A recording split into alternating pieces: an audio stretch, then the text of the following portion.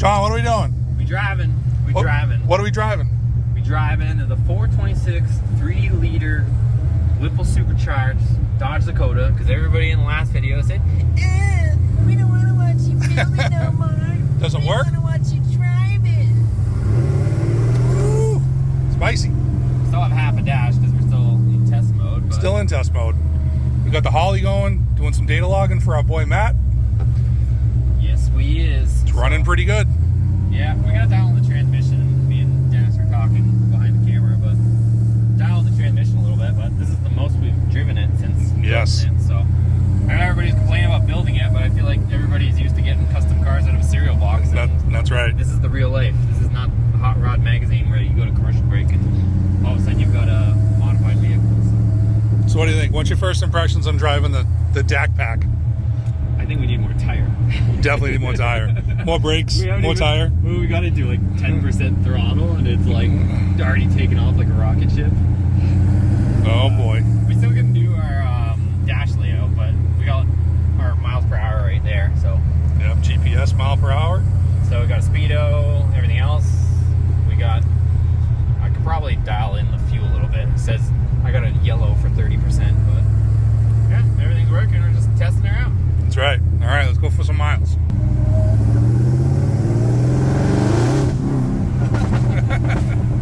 Ooh, she's got some pops.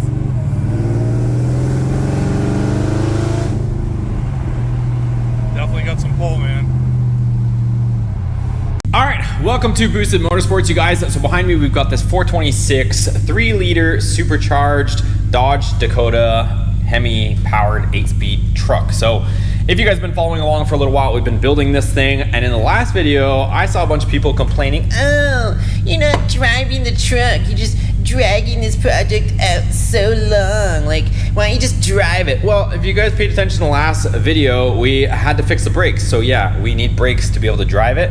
And I don't think a lot of you guys fully understand how much work it goes into a custom truck like this. It takes a lot of work, and there's a lot of things that have to be refined and gone through and tested to make sure that you can actually drive it around. We've done it, and we've had this truck for years, getting things refined and whatnot, and we're having to do it in a condensed format so that this thing can get delivered and be trouble-free. So I like to go through things extensively to make sure that this thing can be like it came from the factory like this, so that it can go. Everything's been worked through, any potential issues. That way this thing can just go, be enjoyed, and have a ton of fun with. But to those comments, a lot of the loyal subscribers, I didn't see anybody commenting or defending it. So now you guys are gonna get some as seen for TV. I'm not gonna go into depth with you guys since you guys wanna just see the thing driving. So sorry to the people that like to watch the channel, but I'm gonna have to just dumb things down and just get right into the driving. So that's what you're gonna get in this video, so let's go. So Matt sent a new tune early this morning. I'm gonna load it up. We're gonna drive the truck, keep working this thing in, getting it more dialed. I wanted to back down the pedal sensitivity a little bit on it because right now this thing is super sensitive. We got a huge cubic inch engine, and when you drive it, the pedal is like super sensitive. So I want to back that down so that this thing has a little bit more drivability. Other thing we're going to do too is I painted the bracket here. This is actually the charcoal canister for the Hellcat. It's a used one.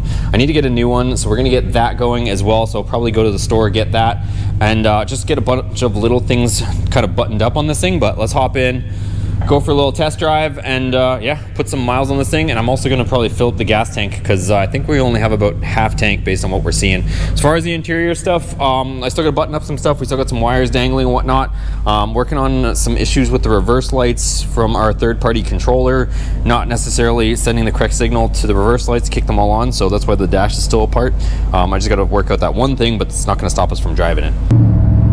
Alright, we're off and driving again, you guys. So I got the windows down, so hopefully it's not too noisy, but throttle response is a lot better. It's a lot more drivable, I should say, and not so light switch-ish. But yeah, we're just cruising along right now, 50 mile an hour. So it's gonna be a lot of this, just a lot of road testing, making sure everything's good. The shifter does work, so if I move over the slapstick into the manual mode, I can actually run through the gears. But right now we're gonna head to the gas station because I don't know how much gas I gotta slow down the refresh rate. And if you guys comment down below, do you guys want me to get into the tech stuff on this, or you guys want me to just keep it dumbed down content? But anyways, I'll explain what I was gonna explain to you guys. Let me know below whether you like hearing this stuff. So the refresh refresh rate, you can adjust on the Holly the refresh rate of all of your gauges. So what I'm talking about is the gas gauge right now, when it like sloshes in the tank, the refresh rate is like very fast. So, you know, when you hit on the brakes and the fuel sloshes in the tank, it shows down to like 10%, and then it can come back up to like, you know, 20% or whatever the case may be. So like right now I hit the gas and I'm up to like, I don't know, 30%, 35% fuel, 36%, 40% fuel, almost up to 50% fuel, and then all of a sudden you slow down and obviously the fuel is splashing. So, but yeah, just driving around. So let's head over to the gas station, fill it up, and then I also want to go pick up that charcoal canister as well.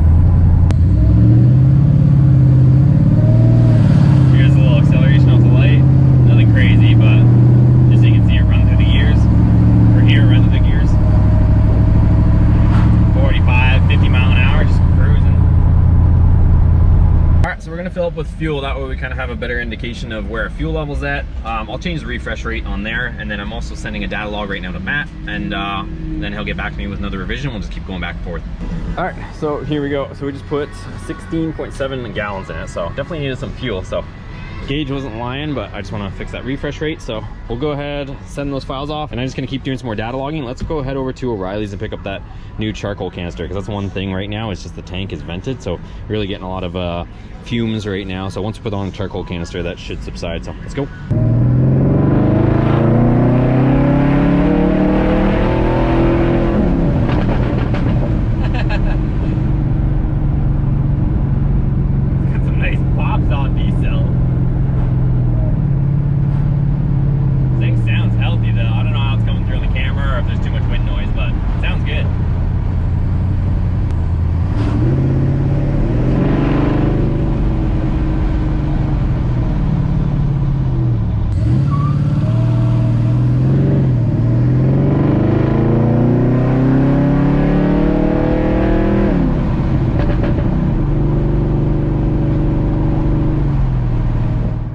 So we got the truck up right now. Just want to show you guys a couple things.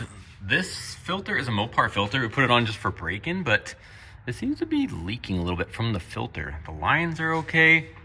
The Hellcat oil sandwich or oil cooler adapter, it's not leaking anywhere, and it seems to be just coming from the filter. So I'm gonna go ahead and do an oil change anyways, because right now we've got mineral oil in it just for braking, but I think we can probably move on from that. But yeah, you can see it's got a little bit of splatter right here, so I'm gonna go ahead and swap that out. Other than that, our power steering leak is no more.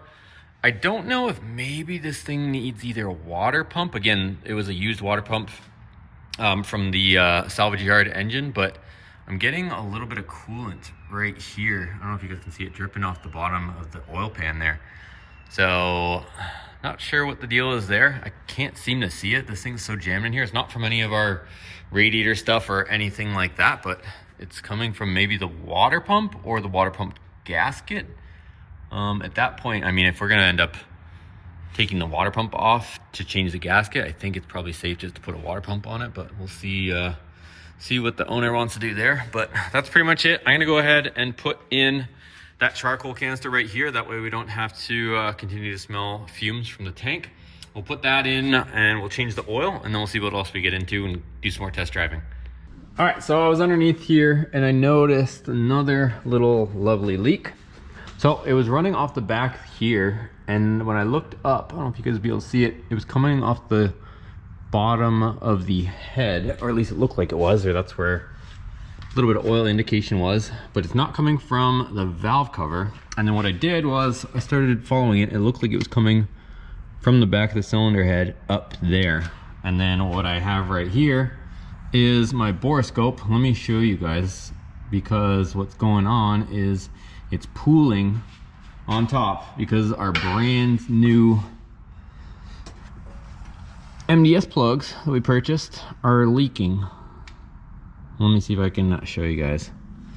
So if I move this around, it's really hard to see, but I ended up essentially looking up here with our little remote camera, and there is a pool of oil right here in the valley, and it's coming, well, looks like the MDS plug is all wet, which means the blower has to come off so that we can reinstall the MDS plugs.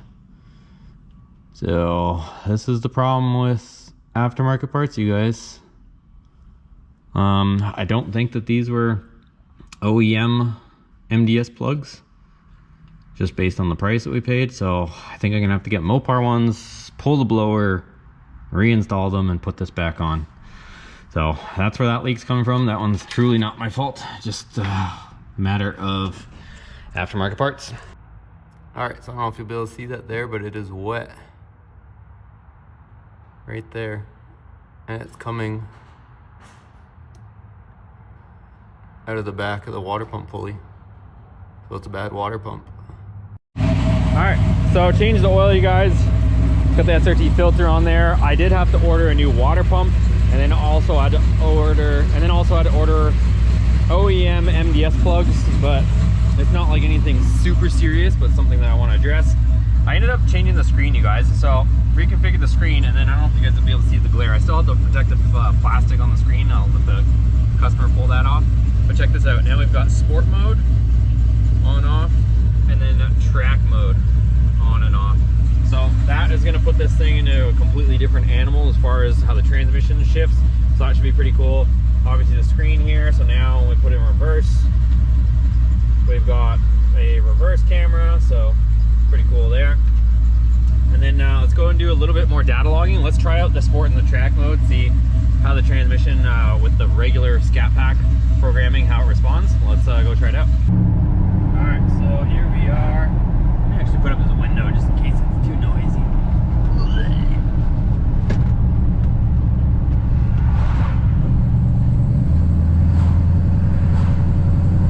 All right, so this is normal mode.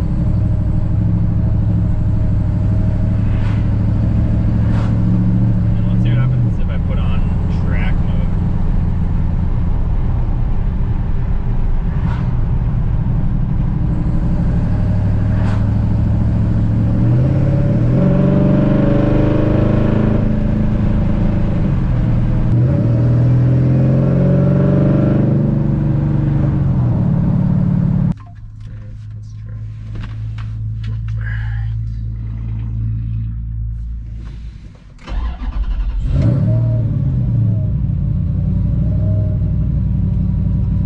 Some changes to the torque table on the transmission side. We're going to see if that hopefully does any better. Just because some of the shifts between, or the gear shifts, they're flaring up between, so it's kind of being a little softer. There's a lot more power than regular Scat Pack would normally have, obviously. So we'll go up here, turn around. See, like there, it kind of flares between the two. Trying to get rid of that, but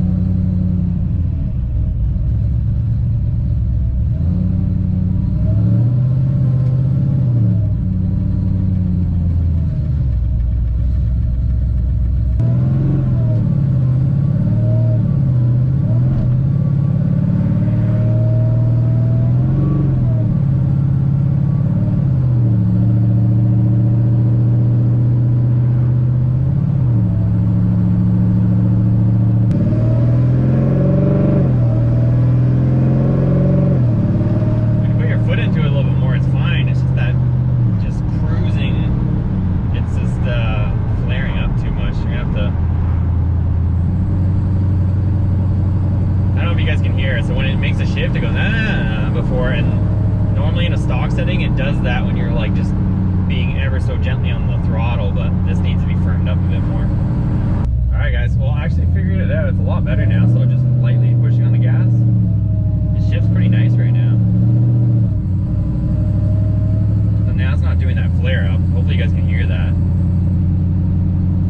It's pretty decent.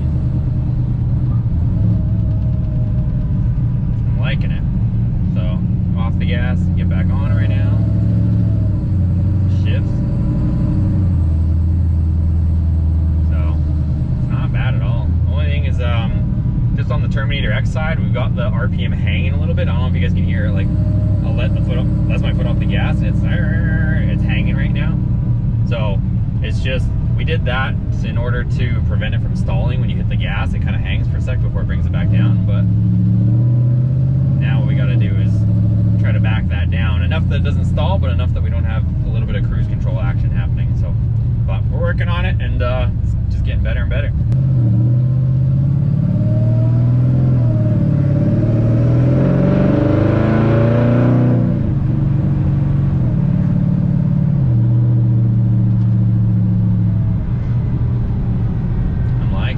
I'm liking it.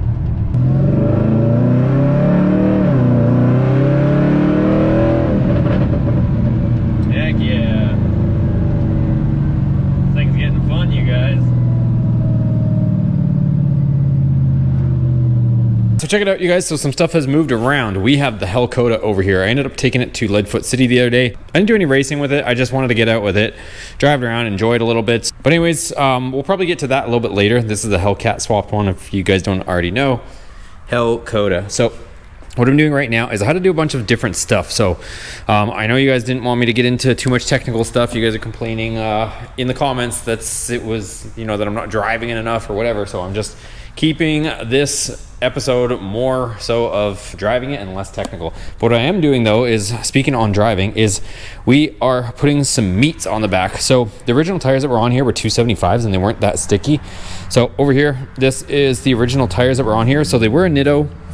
So, but they were the slightly harder compound. So NT 555 G2. So what we're putting on here right now is going to be a lot stickier and it's wider. So these are 315s. These are the NT 555 R2, and they are substantially wider, 315 35 20s. So that should give us more grip in the back, softer compound, more and a little bit wider. What I did want to show you guys is somebody was saying something to me about, oh, you shouldn't do multiple weights around the wheel. A huge wheel company out of Tampa mounted and balanced the previous tires, and I just want to show you before I take the weight off. So this company is sophisticated enough that they actually bored out the hubs on this to be able to fit these wheels onto the truck. So they definitely know what they're doing. But look at how many different weight locations we got here, all through here, and over here. So multiple weight locations. So I just want to show you guys that before I end up rebalancing it with the new tires. All right, you guys saw how much weight I had to take off of that wheel from the tire shop balancing it, but this thing is kind of bent. I had to put a ton of weights on it. Maybe not necessarily like bent, but just not like formed correctly. I don't know if you guys can see it. The wheel jumps quite a bit, but it's kind of what you get sometimes with these aftermarket wheels. But all we can do is just balance it, and we got it completely zeroed out. So let's get her back on. All right, so there we go, you guys.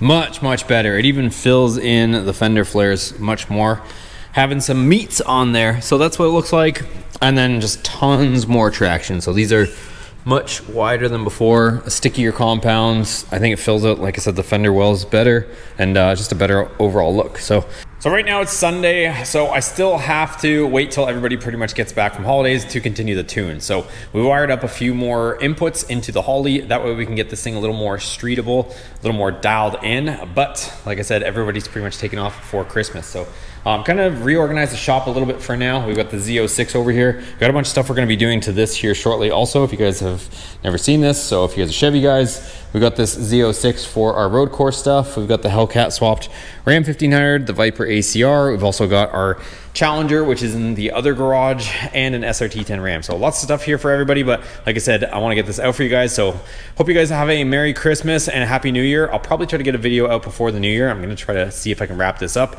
Also, we did get a water pump on order, which is actually supposed to show up tomorrow, but it's showing up a day late before I can actually get working on it, but it's okay because we got some other stuff done. So also, I am getting some OEM MDS plugs, so we do have to take the blower back off to put the OEM MDS plugs in there and put on another OEM water pump, and hopefully that seals up the 2 leaks that we did find. But we want to make sure this thing's 100% before it gets delivered. So thanks for watching, guys. Give it a thumbs up. Check out the other videos on how we got to this point if you guys are just stopping by for the first time, and we'll see you guys on the next video. Don't forget, also, you guys can head over to shopboosted.com. Got a bunch of parts, a bunch of merch, and we also do consultations. If you guys want to do something like you see here, I can help you one-on-one. and get you guys pointed in the right direction so that you guys can do something like this yourself at home with my assistance. So thanks for watching, and I'll see you guys in the next one.